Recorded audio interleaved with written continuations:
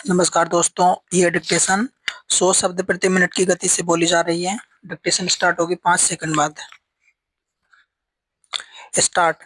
अध्यक्ष महोदय, क्या राजस्व मंत्री महोदय यह बताने की कृपा करेंगे कि वह मार्च फरवरी के तहत खरीफ फसल के अंतर्गत ओला प्रभावित किसानों को क्या आर्थिक सहायता उपलब्ध कराई गई है?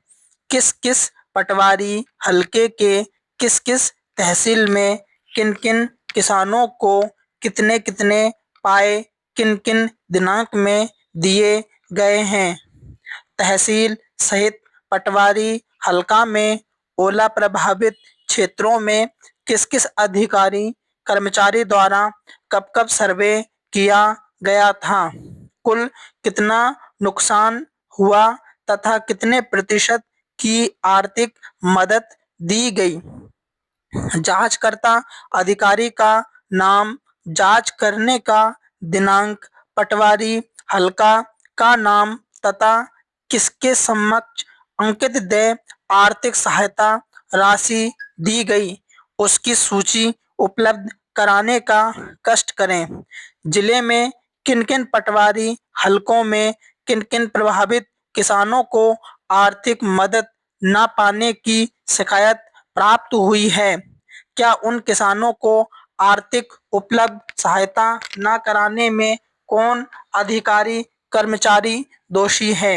उसके विरुद्ध कब क्या कार्यवाही करेंगे तथा कब तक प्रभावितों को आर्थिक सहायता उपलब्ध करा देंगे? जहां तक मैं समझता हूं कि शिकायतकर्ता किसानों की सूची पुस्तकालय में रखे परिशिष्ट साह के अनुसार है। सभी शिकायतों की जांच की गई है। सभी किसान अपात्र पाए जाने से आर्थिक सहायता नहीं दी गई। सभी पात्र प्रभावित किसानों को आर्थिक सहायता प्रदान की गई है, अतः किसी अधिकारी कर्मचारी के दोषी होने का प्रश्न उपस्थित नहीं होता है। पैरा। अध्यक्ष महोदय, मेरी ध्यानाकर्षण सूचना रेत खदानों के संबंध में है।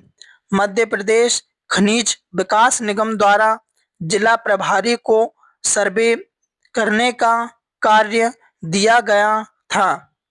जिला प्रभारी ने उच्च प्राथमिकता के आधार पर समस्त रेत खदानों के 5 साला खसरे ढूंढकर जानकारी एकत्र की थी।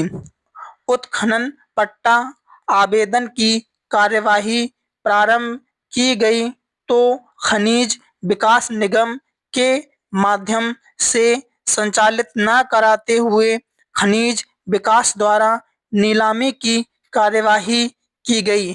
बड़ी हास्यास्पद बात है कि नीलामी में भाग ले रहे आदमी की आर्थिक स्थिति बहुत दयनीय है। यह जांच का विषय है कि जिस आदमी के पास खाने को रोटी नहीं, वह लाखों रुपए कहां से जमा करा सकता है? इसके साथ ही खदान संचालनकर्ताओं को लाभान्वित करने के लिए वेट में संशोधन किया गया, किंतु उसके बाद भी 20 रुपए प्रति घन मीटर की वसूली सचिव खनिज साधन के निर्देश पर न की जाकर शासन को करोड़ों रुपए की राजस्व हानि पहुंचाई गई है। मध्य प्रदेश खनिज विकास निगम द्वारा संचालित रेत खदानों से वेट की संशोधन दर कर वसूली की जा रही है। पैरा। माननीय अध्यक्ष महोदया, वस्तु स्थिति यह है कि मध्य प्रदेश राज्य खनिज निगम द्वारा रेत पत्थर खदानों को संचालन करने हेतु निर्णय लिए जाने के पश्चात राज्य शासन को सूचित किया था। जहां तक खनिज विभाग नीलाम रेत खदानों से बिक्री की जाने वाली रेत पर वेट की कोई वसूली नहीं करता है और न ही खनिज साधन विभाग को बेट की दरें संशोधित करने का अधिकार है।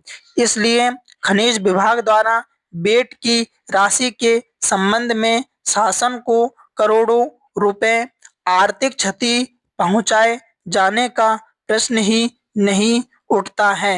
स्टॉप।